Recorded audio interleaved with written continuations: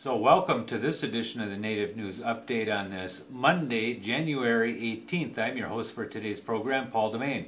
Many of the stories read here can also be found at our website at IndianCountryNews.com. Here are the news stories from the day from the Associated Press and other Native news sources.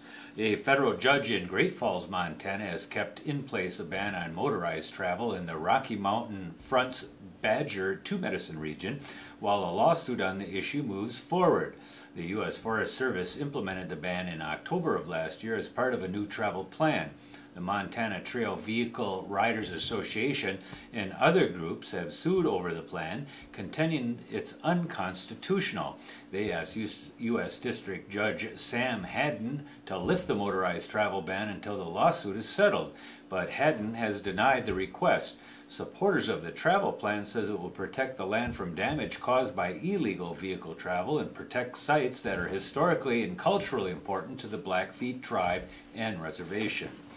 The South Dakota House of Representatives has rejected a plan that would have created a new committee to deal with American Indian issues during legislative sessions. The State Tribal Relations Committee now meets during the months the legislature is not in session. It studies issues involving relations between the state and the Sioux tribes. Democratic Representative Ed Ironclad of Pine Ridge sought to change the House rules so the committee could meet during the legislative sessions. His proposal failed on a party line vote as the Republican majority opposed it. Opponents say there is no need to add another House committee, but Ironclad says the committee should meet during legislative sessions to improve communication between the state and the tribes. In his 60 years on the farm, Milton Sovo Jr. has raised everything from peanuts to wheat to cattle and horses in southwestern Oklahoma. At about 1,100 acres, his spread is about triple the size of the typical U.S. farm. But Sovo is no tycoon. He farms on the Kiowa Comanche Apache Reservation, where he said the soil remains poor after the Dust Bowl swept away the best topsoil in the 1930s. He can't rely on the land to make a living and has toiled for decades at a second off-the-farm job. Sovo is fairly typical among American Indian farmers who tend to have more land but less income than those of other races. They're also less likely to receive government aid intended to help struggling farmers, according to new data.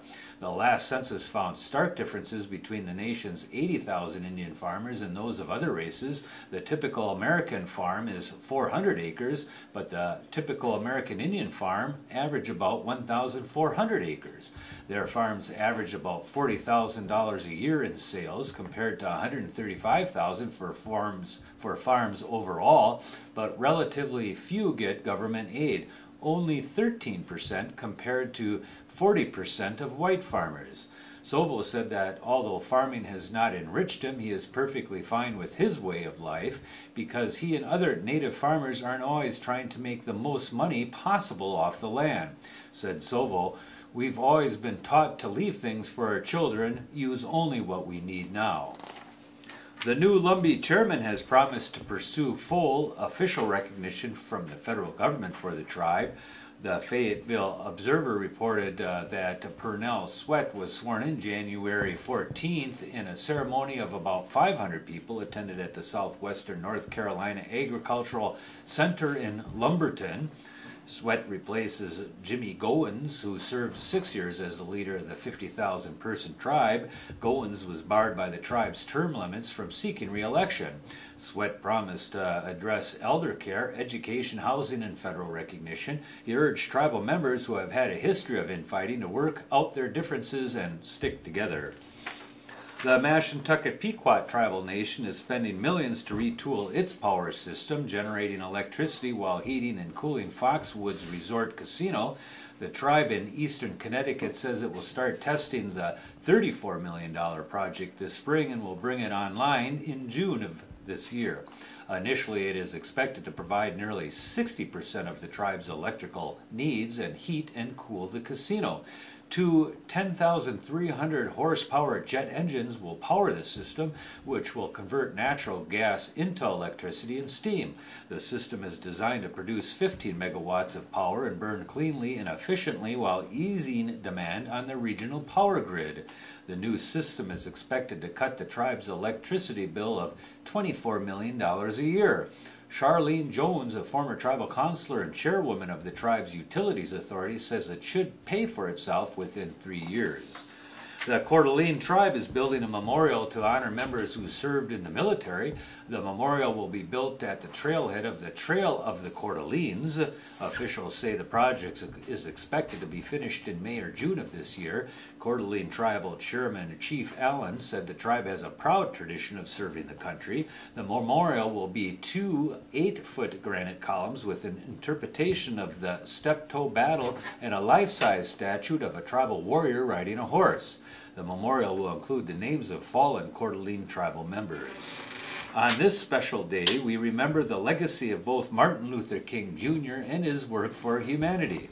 Without his work, this country may not have faced up to many of the issues of race and equality that only a couple of decades ago separated races of people. We also stop for a moment and remember one of his disciples as well, Perry Ray Robinson Jr., who gave his life in 1973, attempting to bring some of the ideas of King's dream to those encamped at Wounded Knee, South Dakota during the occupation there by the American Indian Movement.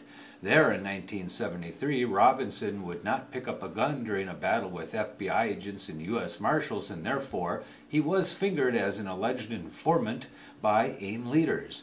According to Dennis Banks, Harry David Hill, the man who also played Mr. X and says he shot 2 FBI agents in June of 1975, shot Robinson once in the knee in a bunker during an argument between Robinson and Leonard Crodog.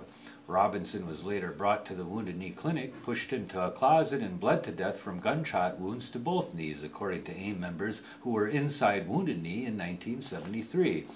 Robinson is still buried in an unmarked grave at Wounded Knee, and his family, his 3 children and friends still await the day that the great Lakota Nation demands his repatriation from Lakota territory back to his family, and hopefully bring to close a tragic chapter in the relationship between American Indians, the American Indian movement, and the African American community of the world. And that is the latest roundup of news from Indian Country on this edition of the Native News Update. We want to thank our watchers for coming in and watching with us again. Come back soon again. Miigwech.